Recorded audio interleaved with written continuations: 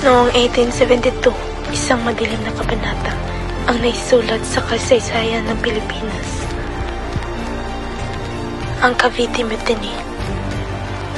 Ako si Maria del Rosario, isang manulat at apo sa tuhod ni Father Mariano Gomez, isa sa mga pare na buwis ng buhay dahil sa kilusang ito. Narito ako upang ilahad ang kwento ng mga Pilipinong naglakas loob na lumalaban sa pang-aabuso ng mga dayuhang mananakop sa maliit na kilusan ng mga manggagawa.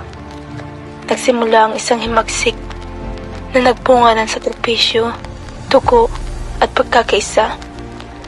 Ngunit sa kabila ng kabiguan, ang kanilang tapang at panindigan ang nabigay daan sa ating mathiing kalayaan. At ito ang pangyayari sa Cavite Mutiny.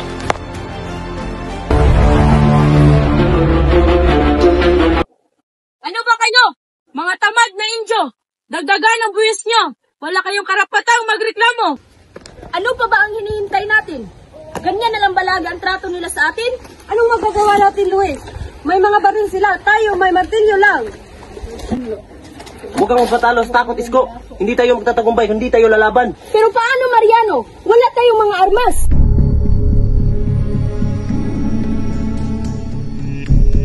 Ang arsenal ay nasa Cavite. Doon natin kukunin ang kailangan natin. Ang tanong, handa ba kayo ipaglaban ng ating bayan? Sa gabi ng susunod na linggo, kapag narinig natin ang kampana ng simbahan, yun ang diyan. Kukunin nyo lahat ng kagamitan na maaari natin gawing sandata. Ang kalayaan ay nasa kamay natin. Kapag nagtagumpay tayo, ito ang simula ng pagbabago. Kayong lahat, makinig kayo. Dito tayo pupunta. Dito ka. Tapos kung pag-abot na tayo dito, kukunin nyo na lahat ng armas at lalaban na tayo dito. Kapitan, narinig ko ang plano nila sa linggo ng gabi. At pagkatapos ang tunog ng kampana, susugod sila sa arsenal. Magaling, Pedro. Bibigyan kita ng gantimpala. Ngunit siguraduhin mo walang makakaligtas ng mga manggagawa.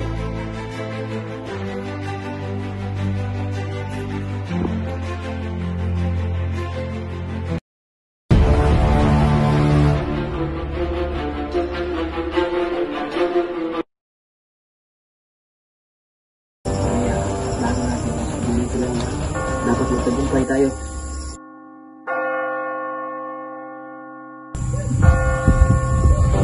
Ito na ako dyan. Sumugo na tayo!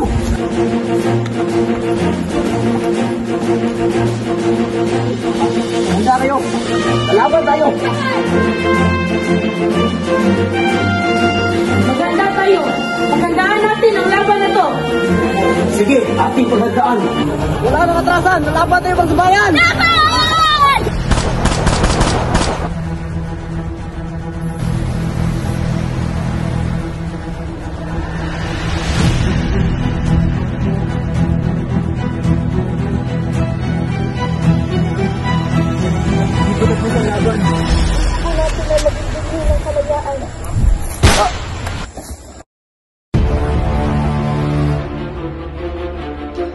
Ang tatlong pares ng Burgos, Gomez at Zamora ang ugat ng kaguluhan ito.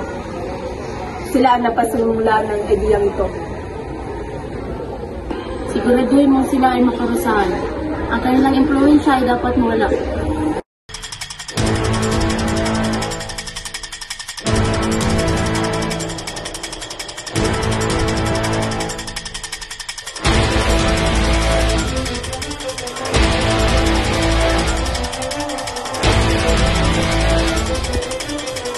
Wala kaming kasalanan! Hindi sa ating kami lahat! Bakit kami kailangan mamatay na ganito?